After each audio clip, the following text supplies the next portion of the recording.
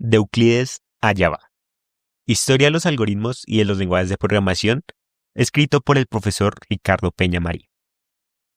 Ricardo Peña Marí es catedrático del Departamento de Sistemas Informáticos y Programación de la Universidad Complutense de Madrid. Ha sido profesor titular hasta 1991 de la Universidad Politécnica de Cataluña y ha trabajado anteriormente para la empresa privada en el desarrollo de grandes programas en las áreas de telefonía y diseño asistido.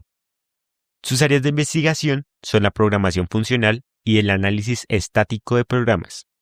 Es autor del libro Diseño de programas para estudiantes del segundo curso de Ingeniería Informática y coautor del libro de divulgación para niños, La informática a todo mega. Índice. Prólogo. Capítulo 1. El concepto de algoritmo. 1.1. El algoritmo de Euclides. 1.2. Otros algoritmos previos a la aparición de los computadores. 1.2.1. Operaciones aritméticas. 1.2.2. Primalidad y factorización. 1.2.3. El número pi. Capítulo 2. El soporte material de los algoritmos. 2.1. Los precursores. 2.2. La primera máquina programable. 2.3. Las primeras computadoras electrónicas. 2.4. Las computadoras comerciales. 2.5. ¿Cómo funciona un computador? Capítulo 3. Los límites de lo computable. 3.1. La lógica de primer orden. 3.2. Los infinitos de Cantor. 3.3. El teorema de Gödel. 3.4. Las máquinas de Turing. 3.5. Otros problemas indecidibles. Capítulo 4. Más límites de lo computable. El factor tiempo. 4.1. El coste de los algoritmos. 4.2. La complejidad de los problemas. 4.3. La pregunta de $1.000.000.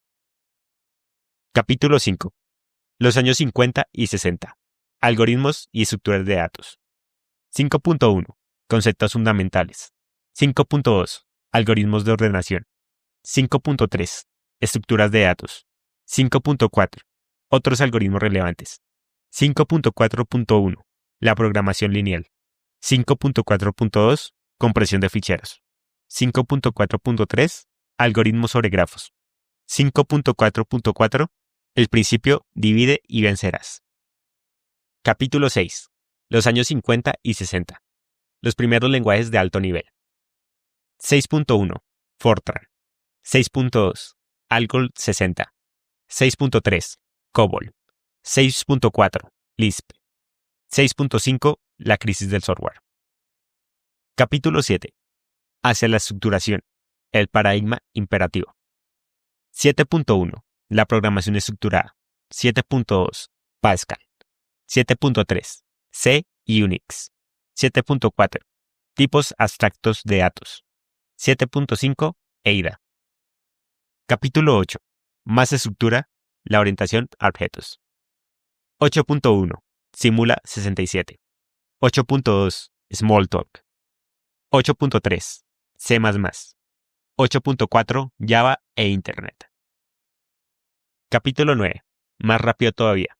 La programación concurrente y paralela. 9.1. La concurrencia. 9.2. La programación distribuida. 9.3. Métodos formales para la concurrencia. 9.4. La programación paralela. Capítulo 10. Programando con predicados. El paradigma lógico. 10.1. La programación lógica. 10.2. Prolog. 10.3. Evolución posterior de la programación lógica. Capítulo 11. Programando con funciones. El paradigma funcional. 11.1. Los precursores. 11.2. Los lenguajes funcionales de los 80. 11.3. Haskell. 11.4. Aportaciones de la programación funcional. Capítulo 12. Los lenguajes de programación del siglo XXI. 12.1. El presente. 12.2. ¿Hacia dónde vamos? Y por último, bibliografía. Prólogo. Este libro pretende poner al alcance de muchas personas, cuantas más mejor, las ideas esenciales que han configurado la historia de la algoritmia. Esto es de la ciencia que estudia los algoritmos. Esta historia comienza casi a la vez que la historia de la humanidad, pues incluso en la antigua Mesopotamia de hace 3000 años se idearon algoritmos para facilitar ciertos cálculos matemáticos relacionados con transacciones comerciales. Los algoritmos han acompañado el desarrollo de las matemáticas a lo largo de todos los tiempos, si bien esos algoritmos eran ejecutados por personas utilizando papel y lápiz. En el siglo XVII aparecen las primeras ayudas mecánicas en forma de calculadoras de sobremesa, y en el siglo XIX se consiguen las primeras máquinas programables. Los primeros ordenadores, tal como los conocemos hoy, son, sin embargo, de mediados del siglo XX. A partir de ahí, la algoritmia alcanza un desarrollo sin precedentes. El libro recorre todos estos hitos, concentrándose, como parece más adecuado, en los tiempos más recientes. En un cierto momento de la historia, situado hacia 1960, el énfasis del libro cambia de los algoritmos a los lenguajes de programación, que son los instrumentos apropiados para comunicar los algoritmos a las máquinas que han de ejecutarlos.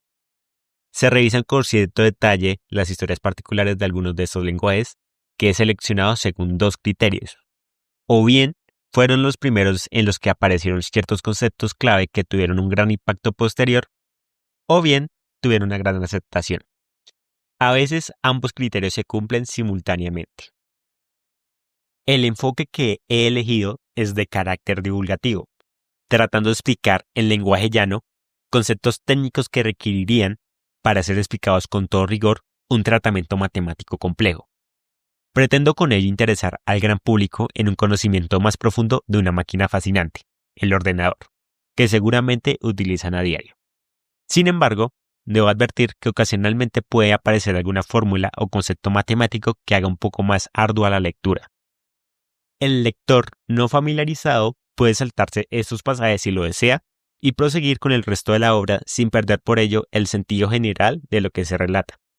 Incluyo estas explicaciones más detalladas porque no me quedaría satisfecho con relatar simplemente qué pasó, sino que quiero además dar al lector las claves de por qué pasó aquello y de por qué tuvo la importancia que tuvo.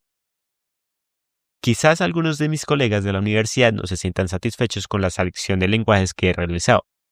Quizás no encontrarán la historia de su lenguaje favorito o pensarán que he pasado por alto tal o cual aspecto de la historia de la programación que ellos consideran fundamental.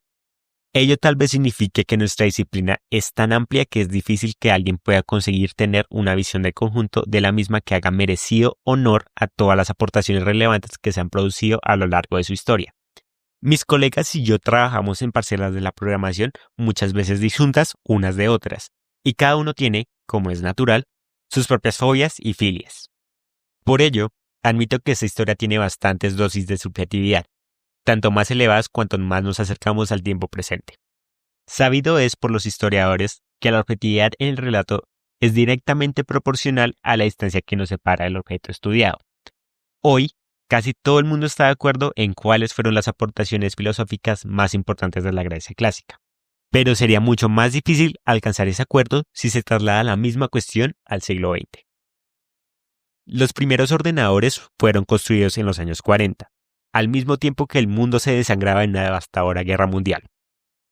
Por tanto, la historia que voy a relatar se refiere a una disciplina cuyos artefactos, máquinas y lenguajes tienen algo más de 60 años de existencia.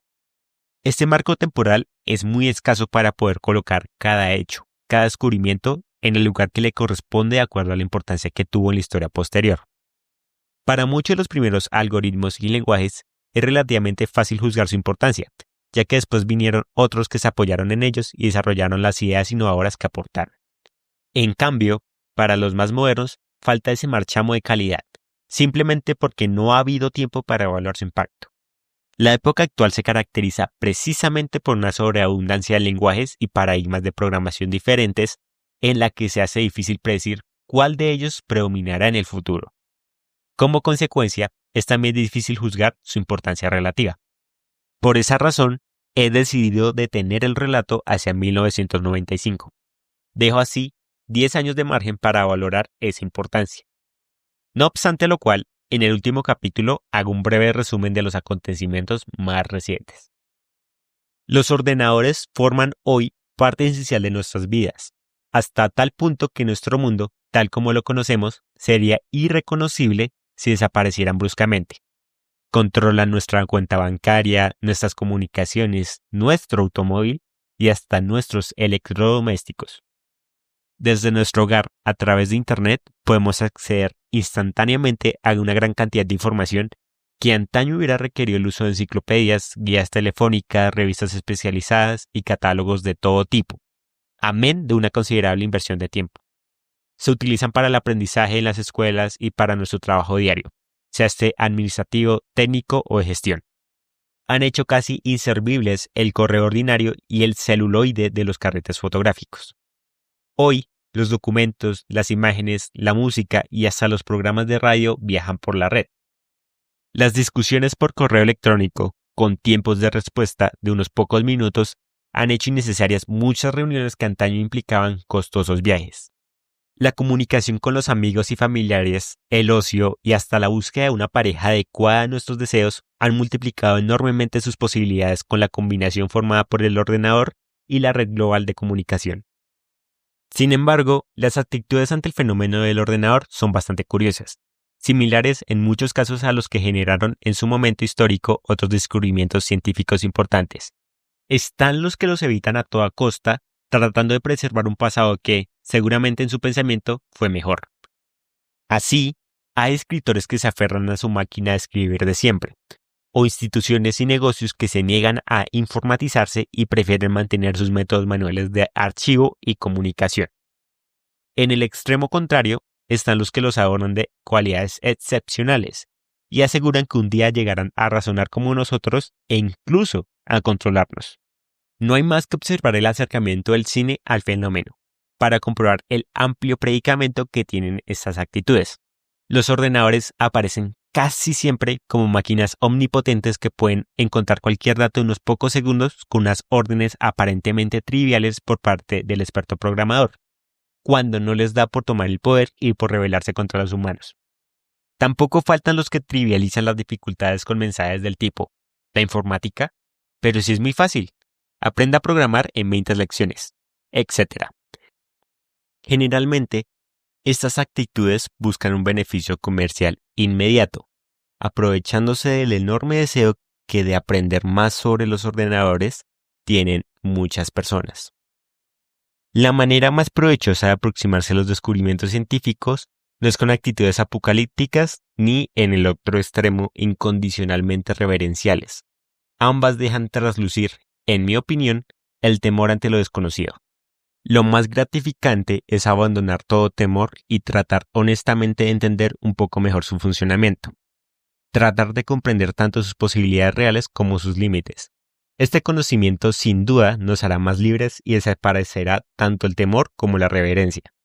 Al servicio de este conocimiento, seguramente incompleto pero suficiente para ese propósito, están dedicadas las siguientes páginas. Dedicada al estudio del ordenador y de sus disciplinas asociadas, existe en nuestro país y en muchos otros una carrera universitaria con rango de ingeniería superior. Lo primero que puede sorprender es que puedan existir estudios tan intensos en torno a una máquina, comparada con estudios tan respetables y tan asentados históricamente como las matemáticas, la física o la química. La informática aparecería como una ciencia de rango menor que el de estas otras disciplinas. De hecho, los primeros programadores, provenientes en muchos casos del campo de las matemáticas, tuvieron que soportar el menosprecio de sus colegas que consideraban el diseño de algoritmos una actividad poco respetable. Intentaré transmitir en estas páginas que esta idea no se ajusta a la realidad. Aunque las comparaciones son odiosas y no pretendo, ni mucho menos, negar la profundidad y la creatividad de las citadas ciencias, sí quiero reivindicar para la programación de ordenadores el rango que le corresponde y que no es, en mi opinión, el de una ciencia menor. Comparte con otras ingenierías el objetivo de crear artefactos útiles para el hombre. También tiene aspectos de una ciencia experimental como la física y la química. Muchas de sus teorías, modelos y desarrollos han de afrontar la prueba de la realidad para demostrar su utilidad. Tal es el caso del desarrollo de nuevos lenguajes de programación o de algoritmos que resuelven problemas complejos. Pero lo más relevante es que se trata de una ciencia eminentemente creativa como pueden serlo las matemáticas. No hay límites para imaginar nuevos algoritmos, estructuras de datos o lenguajes de programación. Estos últimos se cuentan por miles y, como veremos, responden a modelos de cómputo muy diferentes. La investigación en nuestro campo produce modelos matemáticos sofisticados que tratan de dar cuenta del significado formal de los lenguajes, de estudiar los estados alcanzables por un cómputo o de analizar las propiedades lógicas satisfechas por los programas. La capacidad de la programación para crear mundos virtuales es muy notable. Un buen ejemplo de ello son las interfaces entre el ordenador y el usuario. Este tiene la impresión, a través de los iconos, de las ventanas gráficas y de diversas convenciones y animaciones proporcionadas por el sistema operativo, de estar manipulando objetos muy diferentes tales como carpetas, documentos, imágenes, archivos de sonido, archivos de programa, relojes, calendarios o papeleras de reciclaje. La cruda realidad es, sin embargo, que existen unos dispositivos de memoria totalmente uniformes en los que se almacenan largas cadenas de números sin solución de continuidad. La algoritmia se ocupa de la invención de algoritmos, un concepto que explicaré con toda precisión en los primeros capítulos, y de la invención de notaciones cómodas y seguras para expresarlos y comunicarlos a la máquina, los lenguajes de programación. Veremos que no hay un solo modo de expresar los algoritmos. A veces, estos consistirán en una secuencia de mandatos, otras en un conjunto de ecuaciones, otras en un conjunto de acertos lógicos y otras en un conjunto de entidades u objetos comunicándose por medio de mensajes. A pesar de esta variedad de formas de calcular, veremos también que no todo problema bien planteado es soluble mediante un algoritmo, y que esta imposibilidad no es coyuntural ni obedece a nuestra ignorancia transitoria. Se trata de una imposibilidad metafísica y permanente. Simplemente existen problemas que ningún algoritmo resolverá nunca. Para no dejar al lector con la intriga de por qué esto es así, daré en esta introducción un argumento sencillo. Se ha demostrado sin lugar a dudas que existen muchos más problemas que algoritmos. Aunque el número de ambos es infinito, se trata de diferentes tipos de infinitos. El primero de ellos es mucho más infinito que el segundo, de tal forma que no es posible poner ambos infinitos en correspondencia biunívoca. Por tanto, deberán existir problemas, de hecho, infinitos problemas, para los que no haya ningún algoritmo. En efecto, conocemos un buen número de ellos. Otro mito que quisiera deshacer ya desde esta introducción es el de que la velocidad creciente de los ordenadores terminará por resolver cualquier problema por complejo que sea.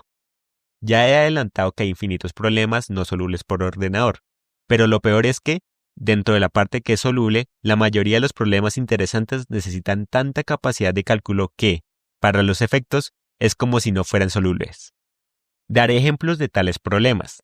La consecuencia de este estado de cosas es que no basta con inventar un algoritmo, sino que hay que estudiar además su eficiencia.